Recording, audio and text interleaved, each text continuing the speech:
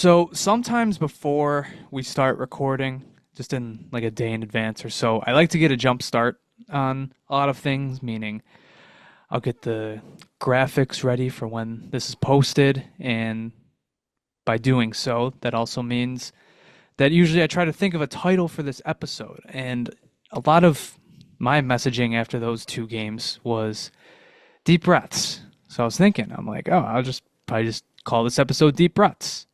Well, believe it or not, our I, first episode after the season started last year, I called it Deep Breaths. yeah, yeah, I remember that. And the games went pretty similar to the first two we played this year, so hopefully that's not a bad omen. Yeah, it wasn't a fun, was not fun deja vu to get, but here we are. Same old, same old. I want to throw up. In any case, welcome back to another episode of the Sabre Roundtable. My name is Jonah, I'm Christian. I'm JP. and as always, we'll be talking to you about all things Buffalo Sabres hockey and even a little bit of the wider NHL. If you couldn't tell by the very monotone voices, um, what a dreadful weekend for Buffalo sports. Good God. Sabres are swept in Czechia, and the Bills lose in the dying seconds today against the Texans. Just awful. I could already see the look on JP's face. Don't get him going about the Bills game. This is the don't tread into these waters because yeah, it was a tough going today. And it was a tough going this whole weekend, really. Um, Probably worst case scenario for me, just considering it was just such deja vu watching this. It felt like the exact carbon copy of the Islanders Rangers games last year, where they could not get into the offensive zone and they couldn't get anything going. And they just unfortunately lost by, a couple garbage goals or like a couple good shots, or they gave up a couple of good chances. The other team picked their opportunities and they took them. So 0-2 to start the year again. But hey, we finished above 500 last year, just the first two games. It's a long season. Hey, I believe the Panthers and the Oilers started 0-2 last year. Wasn't that the tweet you sent out? The only two teams to make the playoffs that started 0-2 were the two that finished in the Cup final last year. So there we Why go. not There's us? something. Why not us? The drought started after the Sabres went 2-0 in Germany. Now the drought will end after going 0-2 in Czechia. We're coping so hard right now. It's so bad. This is just not how you wanted to start the season. Like, oh my, like we're gonna get into it, but like the first game, I didn't think it was terrible. Like obviously pretty dreadful start. But once it was 3-0, the Sabres really kind of took over things, which, score effects and everything you kind of expect. But still, they did that. But the second game, very much just the Devils from start to finish just kind of took the Sabres lunch money in that one. So hmm very frustrating two games to start the season. The Sabres are 0-2. They lose both games in Czechia to the Devils. Game one, 4-1, and game two, 3-1. The Sabres are last place in the NHL. Is this anything new? We've seen this so many times before. It doesn't affect me at all. The amount of times you know how you pick your favorite team in the NHL app and it bolds the first three letters of the name or puts a star next to it? It's always all the way at the bottom. You have to scroll all the way down to see where your team is. Yeah, one of my hot takes is already wrong because I said we'd have the best record going into this week. Yeah, all of our Paterka hot takes aren't looking too good right now either. Oh, dude, I hope he's okay. He better not be out long term. Is it? Because I know concussions are weird in all fashions of sports, but I know in football, you go into protocol and it's just such a gray area to know when a player is coming back or not. But I feel like in hockey, when you have a concussion, that'll keep you sidelined for a much longer time. What do you think the odds of seeing him back by the Kings game is? Zero. Uh, They I already don't, confirmed Zero. he has a concussion. I wouldn't go zero. I would say 0. I would guess he's not going to play though. I would Okay. say they play the Kings on Thursday, the Panthers on Saturday, and then they're off till next Wednesday against Pittsburgh. So if it's a light concussion, maybe. But he got drilled. There was clearly, at the very least, he took a shoulder to the face. You could probably go a bit further than that. We really didn't see many angles of. I think we only saw the one angle of the hit on the broadcast. Either way, his head made contact with Brendan Dillon, and then it took an even harder collision when he hit the ice. So, and he stayed down. You could tell he was kind of dazed and went right to the locker room and never came back. So, yeah, I would assume, man, I really don't want to say till the end of the month. I don't know. It's tough. Concussions are so touch and go. Just absolute scumbag shit by Brendan Dillon. Just an unnecessary hit. And I saw on there's an Instagram account called like Hockey Fights, and like all the comments were like, "This is the type of hit we need back in the league. This is the ones that take out your star players, the dirty Look, hits." if you want to argue whether or not the hit was clean, like I said, we only saw, I think, the one angle. Like you can't even because Peterka is kind of turned away from the camera, so you can't really tell what's making contact with him. But at the very least, Dillon still got a penalty for interference, which The it puck was. wasn't there. He Peterka didn't have took the puck. Peterka took at least 3 strides before he got hit. Like in the moment, I said it was interference, and then obviously you see the one replay, and yeah, it looks like he got caught high. So yeah, it's just one of those plays. It wasn't clean. Hit aside, the puck was not near Peterka. He took 3 strides, and it was ugly, and now the Sabres are down one of their best forwards. And I don't know how you review that and then change it from Yeah. a major to a minor. yeah, not only that, but we're also shorthanded on the middle six too now, because we don't know what's going on with hockey injuries. The injury report's the stupidest thing I've ever seen. Just tell me what the issue is. But the Benson one was weird because that one just kind of came out of nowhere. I mean, Right. at least with Abe Kubel, you heard he was in a brace by the end of the night. So yeah, just not what you wanted to see coming out of those 2 games. It's just awful. But the question is how awful, and we can dig into these games a bit more. So actually, we'll go straight into it. So game 1, 4-1 loss. Right off the bat, we can start with Luukkonen. So 19 of 22, 864 save percentage on the night, minus .24 goals saved above expected. How did you feel about Luukkonen in this one? I mean, honestly, watching him in the moment, he didn't look like he was, and I'm defending him here. He didn't look like he was playing too bad. I think he just got hung out to dry a few times. There wasn't any of those, past Luukkonen goals where I'd see just, like a little floater go into the net or something really stupid happen There where he kind of kind of, was that with that Kovacevic one, but obviously yeah, it took a weird deflection. Like yeah. it rose on the tip. But So even then, it's not one. I didn't really see any goals go in where I just like had to, put my hands in my face and go, "Oh my God, like why did that go into the net?" Like it it didn't seem like he had a bad outing, but at the end of the day, the stats don't lie. It wasn't up to snuff at the end of the day. And even if he didn't have enough help, he's gotta do what Devin Levi did in game 2. I thought, the first one. So actually, I'll talk about the team. So like, I thought their first 10 minutes, they weren't terrible. Like I didn't think it was awful. I thought it was back and forth. Like I remember Tage had a chance coming down the wing that he just sort of missed the net on. But then, Samuelson, bad breakout pass. Clifton is just nowhere to be found in the zone.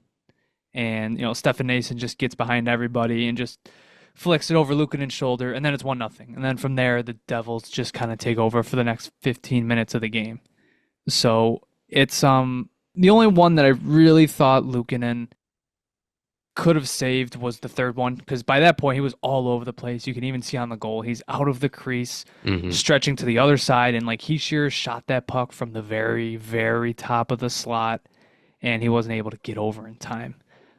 So yeah, I thought once that first one went in and the Sabres kind of cratered, I thought Luukkonen cratered himself in terms of he was just flopping all over the place, trying to just lay out to make a save. So nothing worrying. Didn't think he played bad. Just looked uncomfortable as the rest of the team did.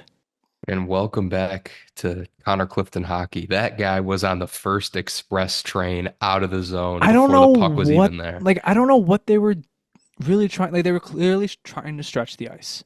So I think Samuelson was trying to stretch it, and I think Zucker knew Samuelson was trying to stretch it, so he let the puck go to try and deceive the defender. But uh, I don't know, just a bad play overall, and obviously it ended up in the back of the net. Yeah, I just don't know. I don't know where Connor Clifton was going. Wasn't to the right area, but I mean, at the end of the day, if you're trying to stretch the ice here and you're trying to generate something because the offense really wasn't, it's a tough look, but you had to do what you had to do. Honestly, this game, not too worried about. I mean, we won our first reserve win-o-meter of the year, so you know that was bound to happen. So we kind of won the game if you look at it in that aspect. But I mean, they, I think they played, better than the score indicates, and I'm not too worried about the first game. They, like you guys said, they started slow and picked it up towards the end, and but it's that game didn't bother me too much. I thought UPL was a little sporadic, but it was the first game of the season. It is what it is. So other notes I had. Uh, does the game change if Jacob Markstrom doesn't make a save of the year candidate in the first period?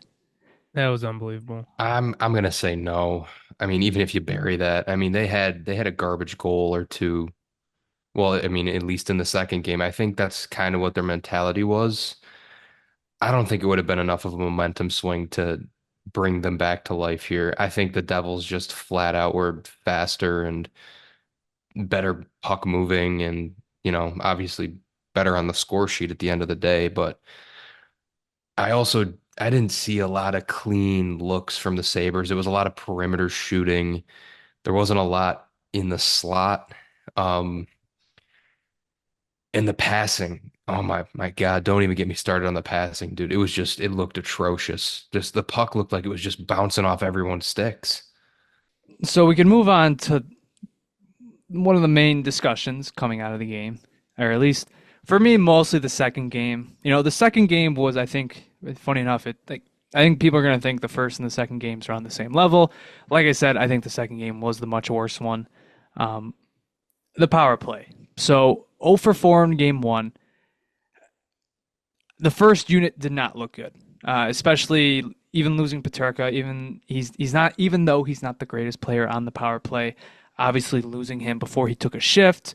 Obviously, Alex Tuck fought Brendan Dillon after the hit, so that first power play didn't have either of those guys out there. Couldn't break into the zone. The second unit, on the other hand, honestly didn't look too bad. They had that one shift. I think it hmm was in the second period where they were moving it really well. Byram, I thought, looked especially good on the one side. So it going into the way I see it, in zone, I think they're fine. It's just everything that comes before. Like their main issue, they just couldn't break into the zone. They just couldn't get in. Where have I I heard that one think before? it's not. Yeah, it's next up to fix. But I think I said it in the last episode, or maybe when we were previewing or reviewing some preseason games. In zone, they're making strides. They're doing the right things. They're trying the right things. Um, Now it's just figuring out how to get the puck back in. That's pretty much what I was thinking. I think the actual power play set that Effort's done a really good job with. But I mean, if you can't get the puck in the zone, you can't seem to figure out the same thing we haven't been figure out for years. Then I mean, you're not gonna be able to do anything on the power play. It looked like the same old crap where you had two guys just sitting on the blue line, then you had one guy try and dangle someone, and then it just didn't work out. It's just um It's frustrating to watch when it's the same issue that's been occurring over and over again, but I don't know. It's 0 for 6 to start the season is not what we needed out of the power play when we thought it was going to be vastly improved. Also doesn't help that we were going up against a team that stacked. Again, it seemed like I was watching the same start to the season as last year. The Rangers, they just stacked their guys on the blue line. The Sabres would do their little come in and come back and drop the puck The back to drop pass. Darlene. Dude, I know every team in the league does it. But here's the thing. It doesn't work for us. I know it works for the other teams, but we don't have a guy that could do it. And it's been Okay, proven so over a I sample don't so think that it's size. those guys that are the so issue. no, I I think it's the actually I'm other think saying the guys. system no, is the issue. I think he brings up a good point. So this is what I was thinking. Um, he's right. Like the Sabres don't like who is the main puck carrier for the Devils? Like who is it? It's Jack Jack Hughes. Hughes. Or it's Jesper Bratt. Two guys that can fly up and down the ice, have great hands, and they're great distributors. Who's the main guy the Sabres drop it back to? Darlene. Tage or Paterka on the Well, first, it's Cousins on the second. Darlene's the one carrying it. He's the one that drops it. Yeah. Usually it's to Tage. And look, I love Tage Thompson. He's not slow. By no means is he slow. And by no means does he have bad hands. But he's not a entry cheat code. He does that thing where he'll like fake to his right. He'll like fake a backhand pass and then cut forehand. And teams just read it. It's just they know what's coming, and he's not quick enough to really make a team that's flat-footed pay for that. It just right now they don't have that guy. And No. I don't know, like even Alex Tuck. I mean, is he a great player in terms of foot speed? Yeah, I don't know if he has the hands though to really be that guy. I think your best bets, honestly, are Paterka and Cousins in terms of like speed, but one's concussed, the other one's on the second unit. So it's Well, you're kind of and screwed from that perspective. when Cousins has it, he just tries to dangle someone every single time. Well, he does, yeah, he does. But that's like, entries are like one of his main things. So but I know what you mean. He does. What frustrates me more is there was no mid-game adjustment to anything. They just kept trying to do it and it just didn't work. And again, Well, that's I exactly what they did last year. But I mean, if it were me and that wasn't working, listen, we could try this again against a team that may be a little more inferior to what this team has talent-wise. And if they're not doing the old like stack four guys on the blue line, because you're not getting through that. What I think you should do in that situation is bring up almost like a four-man unit on a rush and you dump it in, you get by them and you go get that puck. Like, Flying V. yeah, the flying V. Sure. I know. I'm with you in terms of like the you have hated the drop pass for a long time. Mm. And I just think it's because who was a cheat code? It was Jack Eichel was a cheat code. Like he could get Yeah, in that easily. I miss Um, Jack Eichel. shut up. Shut up. That Um, tweet you saw. dude, yeah, what was the tweet? Somebody sent out like, Someone Someone tweeted commented. someone commented under the Charging Buffalo and goes, "I miss Jack Eichel," and he goes, "Guys, what are we doing?" come on. No, you don't. Um, yeah, they just don't have honest. Okay, they might. I just think their two best options to get into the zone are the guys doing the drop passes.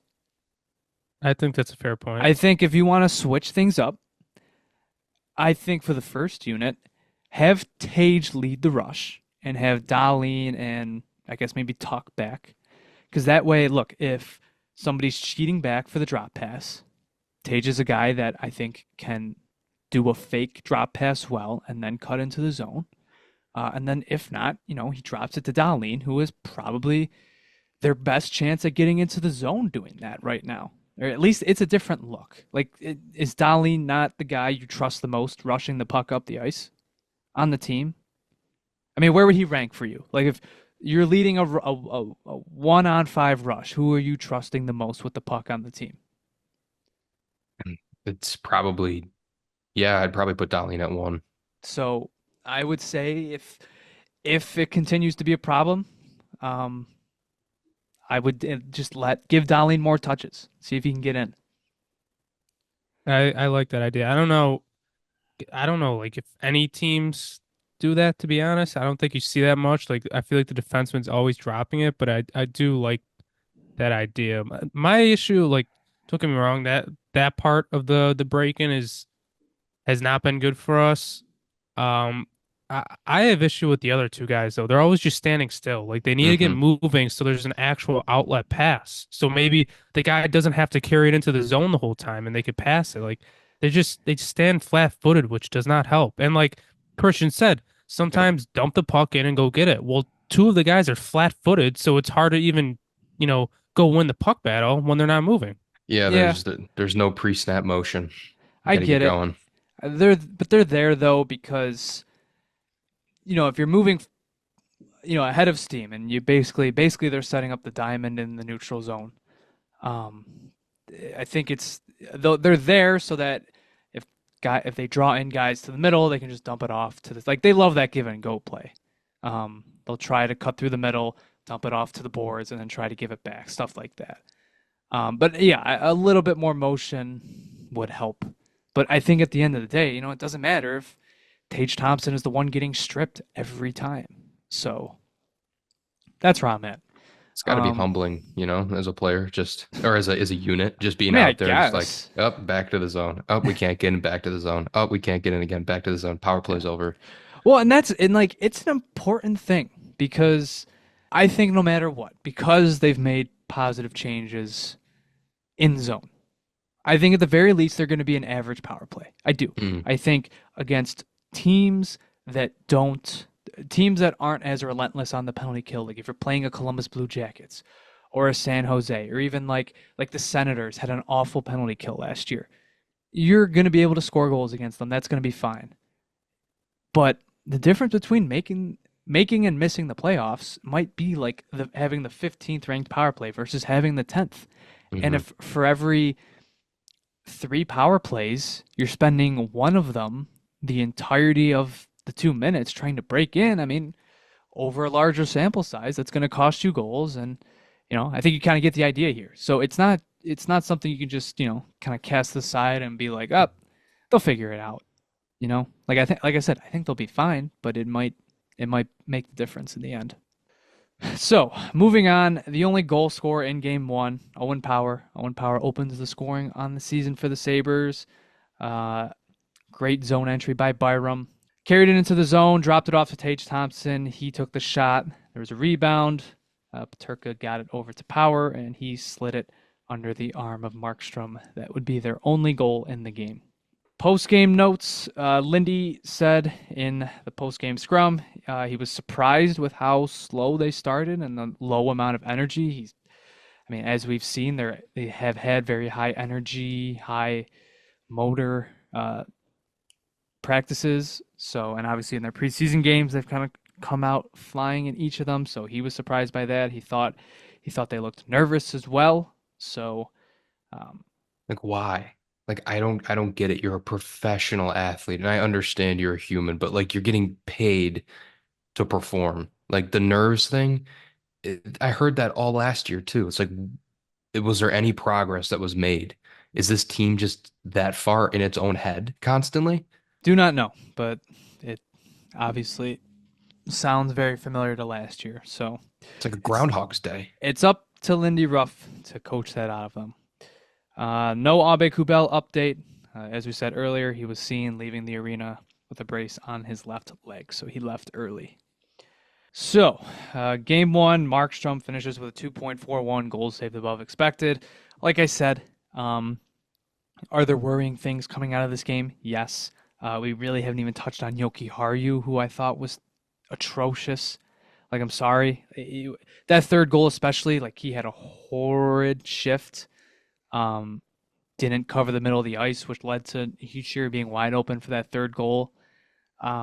Just not the start you wanted for those defensive pairs. I think what was in every single one of them out there for one of the goals. Yes. So, Everybody was a minus. yeah, I mean, said in the season preview episode, like that was my biggest concern going in. The defense core is the exact same as it was at the end of last season, and so far those fears are being a bit realized. Everybody eats. Everyone gets a minus. So, moving on to game two, like we said, 3-1 loss right off the bat. Devin Levi, 35 of 37, .919 save percentage, and a .61 goals saved above expected. I think if there were any common consensus, he looked really good. hmm Already the Yeah, team MVP. he kept us in the game. I think none of the goals were really his fault. I mean, the wraparound one, he was kind of aggressive, but he did also kind of get hit by a Devils player. But I don't know. He kept us in the game at least early. Like the first two periods, he was very good. And then it started to spiral a little, but I mean, he kept us in the game. Yeah, I mean, obviously the final shots in the game were 36 to 18 for New Jersey. So this was just a straight up Yeah. boat racing by the Devils. The Sabres just, despite having the lead, Tage Thompson getting his first of the season, poking the puck in the net on a net front scramble.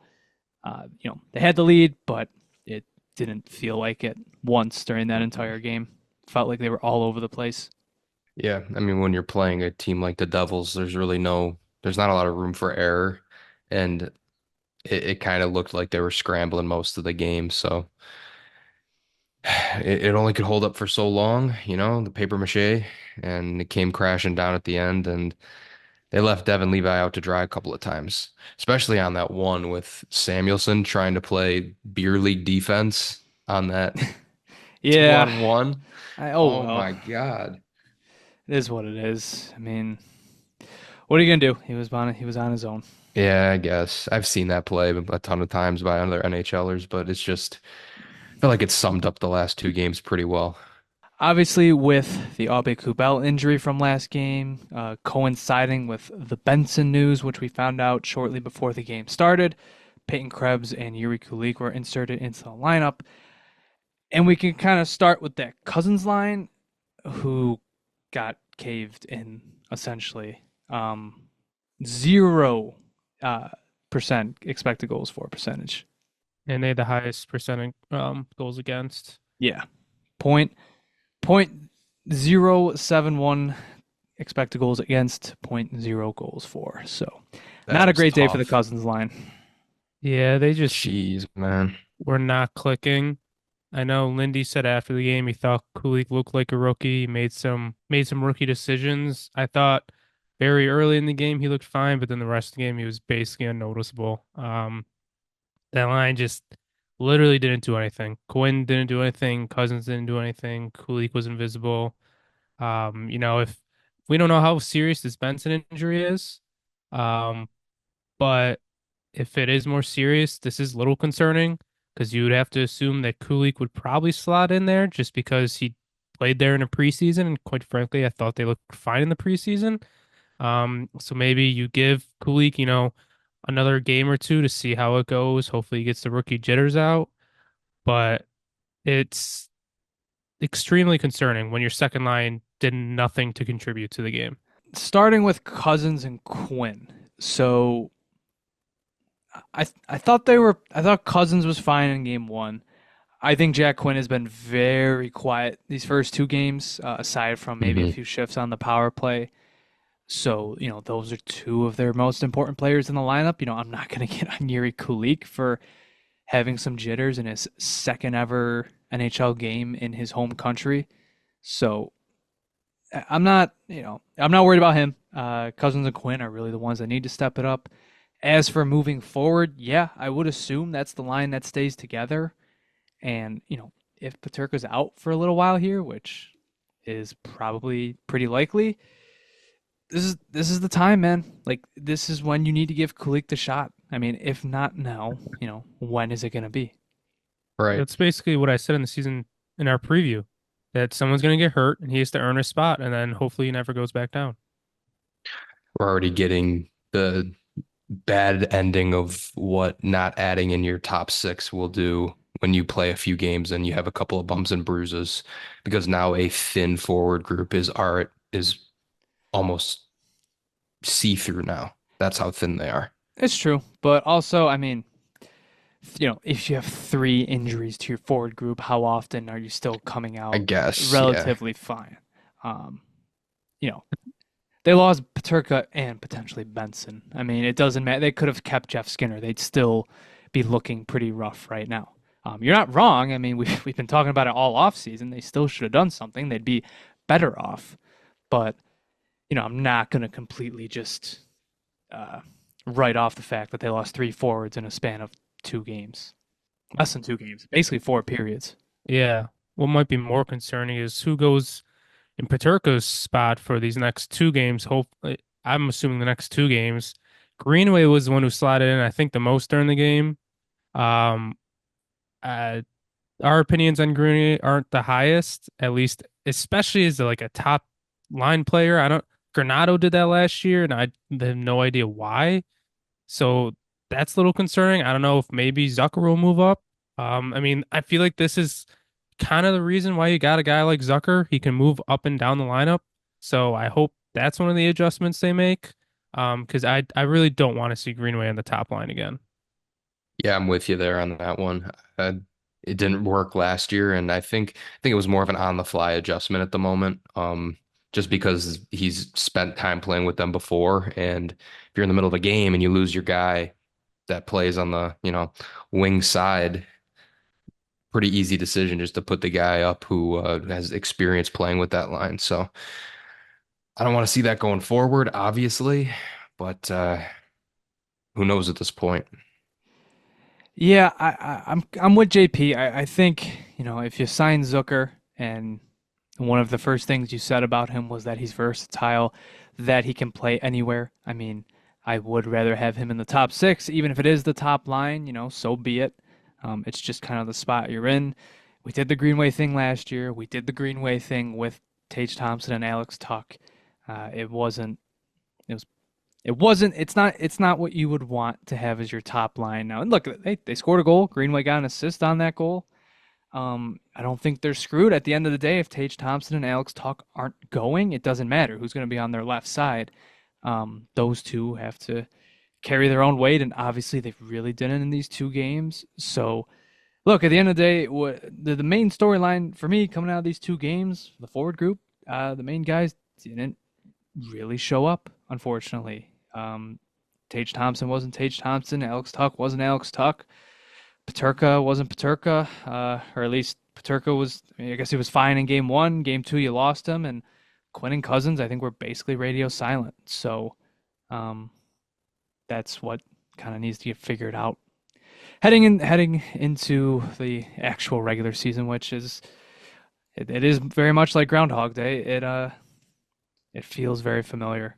Part of the whole talking point of this whole offseason was that, oh, we're going to be one of the fastest teams in the league. We're going to, wear other teams down. We're going to beat the other teams to the puck. And I think the Devils just outclassed us even in that scenario. I mean, they Yeah, looked faster than us. They were beating us in puck battles. So that was something that I thought was a little concerning. they looked way faster than us. I They really suppose, did. but they're also one of the fastest teams, and you know they didn't lose two of their faster players in 2 games. I get it. It doesn't. It is what it is. Yeah, it's not what you want to see. At the end of the day, the Sabres did not have a good 2 games. They didn't look like the faster team. They didn't look like the better team at basically any of the points of the games. So overall, just 2 games you really want to forget about. Getting back to my point about the offense really not generating things. So the first game, everybody saw the Sabres won the deserve to win meter. And that was kind of circulating around. People didn't, some people disputed that, saying the model was off, yada, yada, yada. But there were some of the more, even the advanced models like Evolving Hockey or Natural Stat Trick, like they also had those same results. So I think there's something to be said there. But game 2. So, like we said, final shots 36-18 in favor of New Jersey. The Sabres lose the expected goal battle pretty handedly. The Devils had 3.41 goal expected goals for, and the Sabres only had 1.72. Here's the interesting thing. So the Corsi battle, basically shots attempted. The Sabres like kicked the Devils' ass, 56.12 Corsi for percentage to a 43.88 Corsi against. The shot attempts were way higher. The problem is that if you were to look at the shot attempts, a large majority are coming from defensemen. In fact, your shot attempts leader in game one was Mattias Samuelsson with 5. Jeez, man. That's worrying because Yeah, there was that point last year where everybody on the team was saying like, hey, we're just gonna shoot the puck from wherever and from whenever, and it's like that is not what made you the third highest goal scoring team in hockey 2 seasons ago. 2 seasons ago, it was a big debate because everybody was getting annoyed because they looked for the perfect pass. right. But the perfect pass would get them into prime scoring areas, and the perfect pass scored them the third most goals in hockey. And now, for parts of last season, and now in these 2 games, they're kind of playing Carolina hockey. So that needs to get fixed. I hope that there's really an emphasis this week. Now, I you got to give credit to the Devils. They played very sound defensively. They came in with a game plan. Sheldon Keefe knew what he wanted his guys to do in this game. They kept the Sabres to the outside, and I also don't think it's a coincidence that the game before these 2 games, the Sabres were playing on European ice, where there's much more space on the outside, and you don't have to rely on the slot as much. That said, you got to figure out ways to get to the prime scoring areas. Do you think we're living in like a reality where, remember when Granado changed the system going into last year into a more defensive structure? Do you think Lindy Ruff's system replicates that style? Because I felt like I watched the exact same team from last year, last night, or 2 nights ago. I think it takes more than a training camp to get old Okay. habits out of the system. Okay, And fair enough.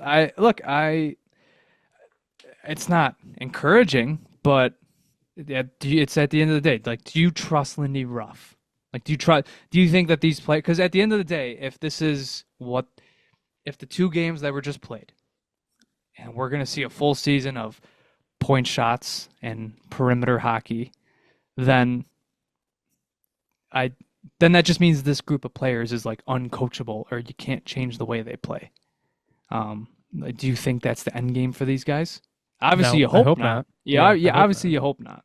So, I think that's where like you guys know, there was a lot of negativity going around, and I was mostly pretty calm. Like, I wasn't happy with what I was seeing, but I am taking a deep breath because it's 2 games across seas in a weird preseason, with a new coach, and like at the end of the day, I trust Lindy Ruff. Like, I trust him. Like, this isn't Don Granado as head coach. Hmm. He is he was the guy. What killed him is he didn't make adjustments. He didn't make changes in season. Lindy Ruff can do that, and you have to believe that he will. Do we have an episode titled Groundhog's Day already? We did not. I don't know. I don't know what would affect that. I don't know what would. I don't know. We to get that Would it title, be the Sabres winning in overtime to get their their next first game win. to Yeah, get their first win, just like maybe. last year? Or just they keep being like a 500 hockey team. Listen, I'm 500 is better than tanking, but also I we need that juice just to get us. The goal is to win half your games because that usually gets you in the playoffs. Like somewhere between 42 and 45 games will usually get you into like a low wild card spot. So there's going to be a lot of losses this year. Unfortunately, 2 of them came to start the season. This team is under a new head coach. They got a lot to learn. Everyone just needs to calm down just a little bit. And that I even myself, like, because I was really frustrated watching the game yesterday. But you lost to a really good Devils team that's probably going to have 110 points this year again. Everything's going to be all right. We just got to get a few more weeks of hockey under our belts. We just got to get that first win again. That makes it sound like Groundhog's Day because you were definitely saying that last year. Yeah. Should I pull out the car analogy again? Once we get to 500. I will say, I am happy they don't play many games during the day, like during work hours, because I honestly wasn't listening to the game because the stupid NHL regulations, it wouldn't let Odyssey stream it. So I couldn't listen to it. But I was just sitting there like absolutely pissed off with the world. I was like, this is unbelievable. So, Head in your hands. Everybody's just walking by, like, are you okay? oh no, my my coworkers are like, oh, are you all right? I was like, I'm honestly fuming right now. JP's like these spreadsheets are about to get it. I am Yeah, not okay. Goddamn V lookups. yeah. And then yesterday's game, I was just kind of numb. But I agree with Jonah. I am all right. Um, I will say what I'm going to say right here. It's going to sound like excuses. It kind of is excuses, but at the end of the day, it is also kind of facts. This preseason, maybe this was the worst possible season to have such an abnormal preseason and training camp for our guys. I mean, it was a very short training camp. Um, then we played only 3 games. 2 of them were against basically completely AHL lineups, other than Jesse Pugliarvi, you can spit it out. Pugliarvi. Spit He's it out. basically the only NHL player that I could really remember us playing against. And then, we faced the European team. So this was our first taste of NHL action this year. And I did actually try and look at the Devils. I just wanted to see how theirs was because they had a similar preseason than us. Yeah, they didn't have like the European exhibition game like we did, but they played seems like 4 games before they left for Germany, and it looked like in 3 of the games they basically played their lineup, and they basically faced mostly an NHL lineup from the other teams. Like I know they faced the Capitals, they faced like Ovi was in the lineup. I think they had their starting goaltender. They faced the Islanders, and I believe Sorokin didn't play, but Varlamov played. So like 3 of the 4 games they faced, remnants of an NHL lineup. We didn't at all. Um, I'm not like that's definitely an excuse coming out of my end, but I think it is part of it. I think it is all very fair. I think that's a good dose of copium. I agree. It's definitely copium. It's excuses, but at the end of the day, it is also facts. Like we had an abnormal preseason. Devils, had a little bit more normal of a preseason, but at the end of the day, like preseason doesn't matter in like any sports. So this is definitely excuses, but it's also fact of the matter what happened. Let's hope we can't say that after the next game. Oh yeah, I'm not. I won't bring that in the next game, but for these 2 games, especially being overseas, I mean, I'll use the excuse. Speaking of next game, the Sabres will have their home opener Thursday night, October 10th, versus the LA Kings. Here's an interesting question. Actually, I got 2 interesting questions. Question 1. Is that game going to sell out? I've already seen um I've already seen the Ticketmaster website with all like the open dots on them. It's not, I don't think it's gonna sell out. I think if they split, it'd be close. And if they were 2-0, yes. 0-2, I'm pretty sure we said this too. Like 0-2, worst case scenario for opening night. They're not going to sell. I think they've mostly sold out um home openers recently, haven't they? Am I wrong? Last year's Mm, was. The Yeah. year before wasn't. And the year before that, obviously, there was like 7,000 people in the building. Um, yeah. well, here's the thing. It's literally the easiest way to win back. It is not rocket science at all. If they win, if we string 5 wins together, I'm sure we'll get a sellout here or there. Like you make the playoffs, this is back. The culture's back. It's how many times could you shoot yourself in the foot? You can't, if you're the players, the organization, everyone, you're just looking around like, why is no one here? Because you guys don't win. It gets it. This town is a hockey town, and it has been since I was a kid. And It's not a Sabres town anymore, though. it's not. It That's really isn't. that's what sucks. And but it's still this city has such a strong hockey culture. Like Just look at all the travel teams. Look at Lakecom Harbor Center. The combine is here. It's frozen. The lake is frozen 6 months out of the year, too. It's cold as hell up here. Of course, it's a hockey culture. So it's like you have a good team. It's the easiest town to bring fans back into the stands. Like if you were in the South, if this organization was in Houston or Atlanta, this organization would have been dead 5 years ago. And that I promise. Back to the home opener. We're facing the Kings. I believe the goalie match will probably be what they got Darcy Kemper now, right? And Yes. then So here, okay, before you finish yeah, go that, ahead. who starts? I think they're gonna go UPL then Levi.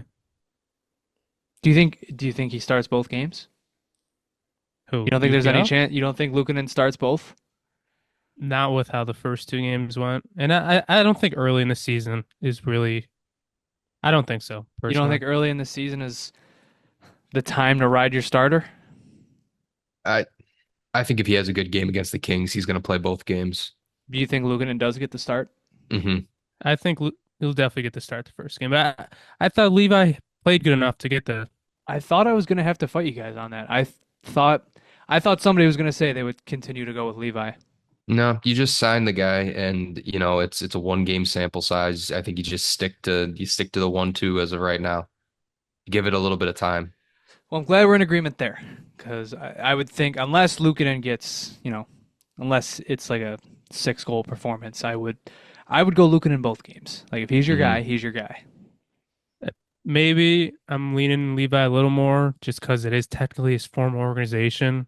But that might be factoring in, but I think they I think they split them personally. I guess. So yep, Kings in here Thursday night, then the Cup champs come to town Saturday. I think we're gonna start weekly predictions on our Sunday episodes. Just predict the records, the records that the Sabres have. Um, and then by season's end, we'll compare how the three of us did, and then see who actually knows the most amount of puck. So, JP, this was your idea, so why don't you start it off? 2 games this week. How the Sabres going to do?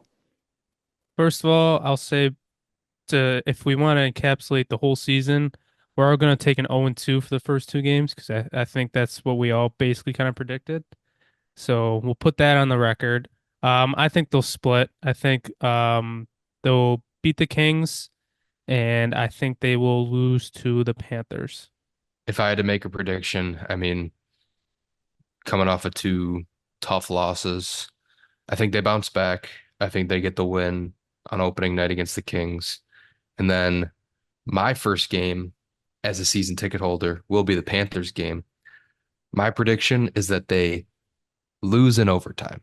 So 1-0-1. I think I think they win Thursday. I think they're going to be ready. They're going to come to play home opener, everything. I think Saturday is just the more interesting one.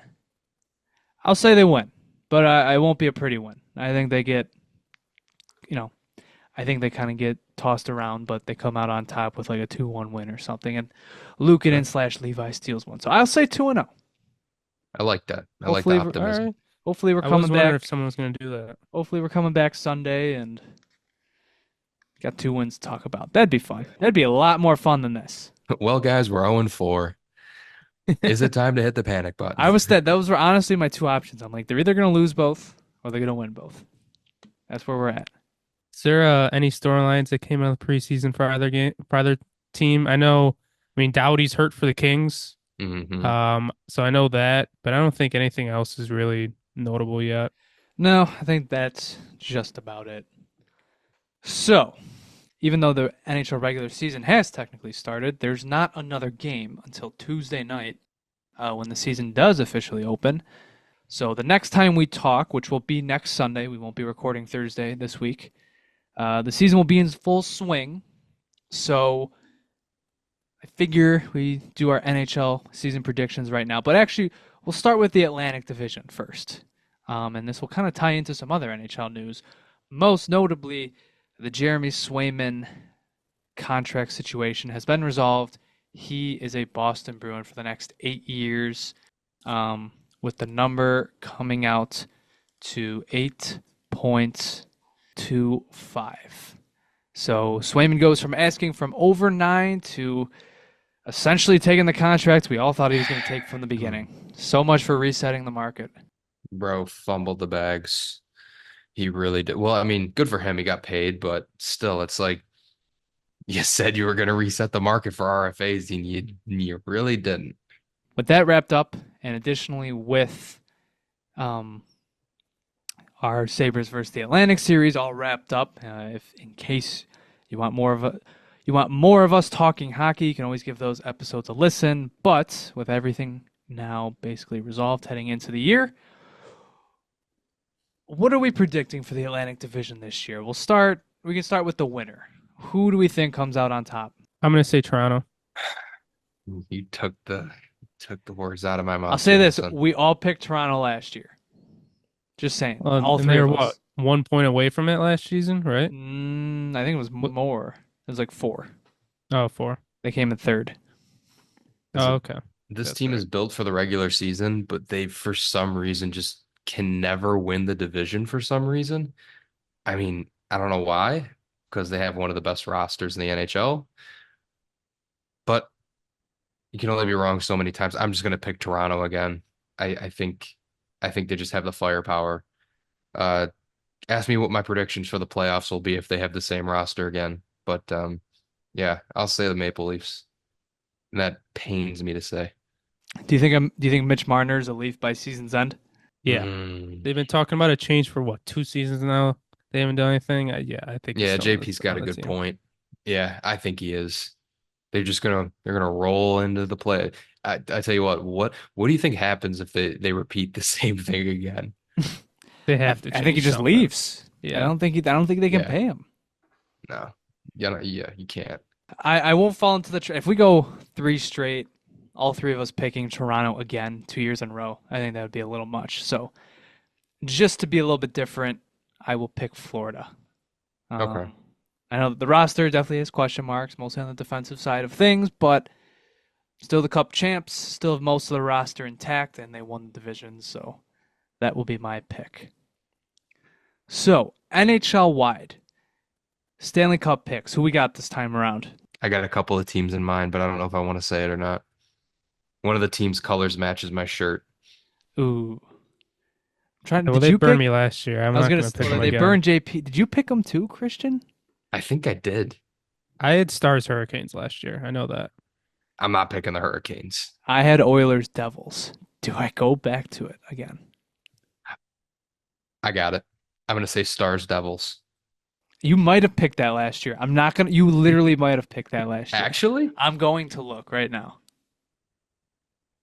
I'm pretty sure you picked that, and then you picked. I think you might have picked the Devils to win. Well, hey, I just saw them play 2 games against the Sabres and they smacked them around. So I mean, like, So why they got not to. They double got down to. at this Yeah, point, they right? got to be Cup champs. If they're Christian's beating the takeaway. Sabres, Christian's takeaway from this weekend was that the Devils are going to be wagons. So they're gonna be they are gonna be a wagon. God, I let I me am cope. actually I am debating the Devils. I think it would be hilarious if Sheldon Keefe went from Toronto not being able to get far, and then he goes to the Devils and makes it to It the Cup seems like a Finals. Maple Leaf storyline, doesn't it? Yeah. It So I'm does. debating between them. Let's see. Stanley Cup picks. Oh, Devils versus Stars. Christian had Devils versus Stars last year. You had Devils on top. Ugh. I'm gonna double down. If that's your pick, man, that's your pick. I'll just double down. So I don't want to pick the Oilers this year because I have been very critical of their offseason. I think it's overrated. Oh man, am I gonna have to pick the Stars? I feel like it's the Stars or Oilers, man. Like I feel like those are the 2 options. The I'll Stars only get worse though. What about the Avalanche? Their 2 right-handed uh, defensemen they picked up were awful. yeah. Ilya Lyubushkin, Stanley Cup champion, has a good ring to it. Yeah, I'd be happy for him. Oh yeah, me too. The Boosh. I don't. Are we really all 3 of us gonna pick the Stars to be in the finals? Oh, I'm not picking them this year. Oh, okay. I'm not. No. I will go They burned me. Stars, and I will go to the team that has killed me the last 2 years. I will pick the New York Rangers to make the Stanley Cup Finals. I was debating between the Rangers and the Devils for the Eastern. So I think that was my Jonah. I think that was my pick in my playoff bracket last year. I think I had Stars Rangers, and I had the range. Just no, I think I had the Stars. I don't know. All right, JP, what are your picks? one sec. I need to look at a roster quick. I'm not totally discounting the Leafs, believe it or not. Just because Go. of Berube. Okay, Just because of Berube. you could go ahead, pick them No, because I'm not picking that'll them. jinx them. That'll jinx them. I wouldn't be surprised if they won a round or two this year, though. All right, I don't know. I'm still debating between who I'm picking for the Western, but I think I am going to go with the Rangers as well. I think I think they're due for a deeper cup run. Um, and I'll say I'm debating between I think Nashville actually and the Oilers. I don't hate the Nashville pick. I don't. That's who I was seeing what their full lineup is. And just because I love Skinner, if he were to win a Stanley Cup the year after the Sabres, he left the Sabres, I think that would just be another demoralizing thing. So I'll pick Nashville. I'll say Nashville and the Rangers, I which think I I'll think is, cry. yeah. I'm not too confident in that Nashville pick, but I'm going to stick with it. I'll go. So Preds and Rangers for me. They're a fun wild card team. This is probably their best chance with all the additions they made. So I think at the very least they are definitely the dark horse pick. So, any other league-wide predictions? Who do you think grabs the Calder this year? Do you think it's Celebrini? Oh, isn't he hurt now? I mean, I I think was it's going to day to say, I thought, day. yeah, I yeah. think it was day to day. Okay. I mean, what other notable rookies are there this year? I mean, Michkov, I could see that. Michkov, he's probably one. Yeah, Lane Hudson. Um, our favorite player. who else? Because I just saw the other day. Kulik. Yeah, Kulik. Give me that kid that was just drafted to the Ducks. Ooh, Um, Cutter Gauthier. not Cutter Gauthier. Who's the guy I who know got who you're talking about. oh no, he's not gonna I, play though. He's not gonna play, right? yeah, I don't think so. Who? Bennett. The Beckett guy that, Seneke. Betson, what yeah, was his name? Beckett Seneke. Beckett Seneke. Oh, there's also Logan Stankoven, who was obviously like really good last year for the He's Stars. Calder eligible? yeah. I was Yeah, gonna say, because he's still called anyone? he only played 24 games. So I think the cutoff Okay. is 27, something like that. That's the easy pick. The stank. Yeah, because he's going to be good on a good Yeah. team. There's Yeah. also Dustin Wolf, but Mm. the Flames aren't going to be good, so I don't think that's going to help them. Just because the Stars, I don't like the Stars, and they they ruined my cup pick last year, and they burned me. I'm gonna go Michkov actually. I think he's gonna have a big year. I'll be the lazy guy. I'll just take Macklin Celebrini. Yeah, so it looks like the betting odds looks like Michkov, he's plus 250, Stankoven is plus 400. Celebrini plus 450, Gauthier plus 500. So, yeah, those kind of seem like your main players this time around. I will go Michkov. Okay. I think Stankoven might be the more reasonable pick though, I think it but is. I don't want to pick him. But I think Michkov has all like he's got the PR. Plus he's got the East Coast bias. Um any teams you think are going to surprise this season? The Buffalo Sabres. I think Utah might, You said to be that last honest. year. You picked Arizona last year. And you were right for a little while, and then they went Yeah, on like a I 15 was gonna game losing say, I streak. was gonna yeah. say they were in it, and they lost like 15 straight. So, who do you think comes in last? I think the easy answer is probably either one of the Blackhawks or the Blue Jackets. I'll say the Blue Jackets, unfortunately, because they lost their number one center tragically, and they got nothing else really. They got Adam Fantilli, and I don't know. Kent Johnson. I Ken think they got a Johnson. few guys, but yeah. I think it'll be the Blue Jackets. I would agree. I think I'd also add the Sharks into this. Sharks, yeah, because they're super, super young. I could see Calgary. Their defense is really, really bad. Um, I'll go with Calgary. I guess, yeah. Do you have any heart picks? Give me Leon Draisaitl. Oh, jeez. Terrible pick. Absolutely atrocious pick. I will not elaborate further. It's hard not to pick McDavid, but you know what? I'll say Kucherov. Um, hmm, hard pick. I want to pick somebody different. McKinnon got his, so probably not him. Obviously, McDavid's won a bunch. You know what? For fun, I'll say since they're my Stanley Cup pick, I'll say Shesterkin wins MVP. I think a goalie wins it this time Okay. around. Ooh, okay. So here's my next question: does McDavid's run as the Art Ross winner end? Mm-mm. Does he lead the league in points again? Yeah, Yeah. he's far and away the best player in the league. I think it's a foregone conclusion. You could just rename the trophy at this point after him. Before we wrap this up, just did want to point out the Rochester Americans do start their season on Friday as well. We had news today. James Reimer was put through waivers. So we'll see if he clears. I believe there was like two other goalies. They were also put on waivers that are decent. So hopefully that I think it was helps them out. both the Bruins guys got sent on waivers too, so or at least sent down at least. And then additionally, Rusek, Clegg, and was it just those two, right? Rusek, Clegg, and Yeah, I think Reimer, it was yeah. just those two. Yeah, so Yeah. those three all sent to the AHL. So yeah, they start their season Friday. They'd one preseason game, won 7-1. So yeah, I guess it is interesting that Kulik is staying up for now. I mean, obviously we have injuries, but no one's been put on the IR. It just looks like we're gonna have Albe Kubel and Paterka probably as scratches. Because I would assume if they didn't, put anybody on IR and they sent Rusek down, that means that Benson should hopefully be fine. hmm At least that's what I would assume. Hopefully it's just day to day. Hopefully, hopefully.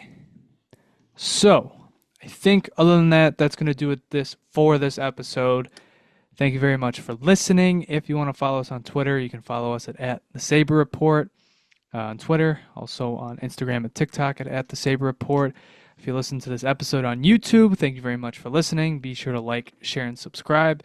If you want updates for the pod, you can follow us at Sabre Report Pod.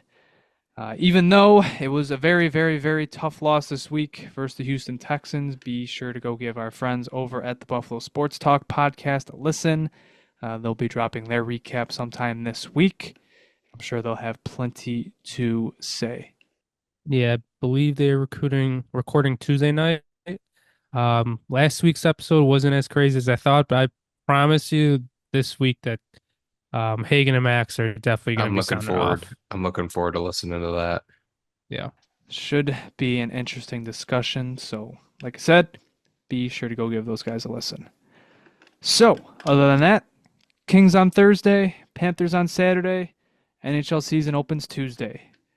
Said it last time. I'll try to say it again. Hopefully, it's a fun ride from here on out. So, we will talk to you guys next Sunday. And as always, go Sabres. Go Sabres. Go Sabres.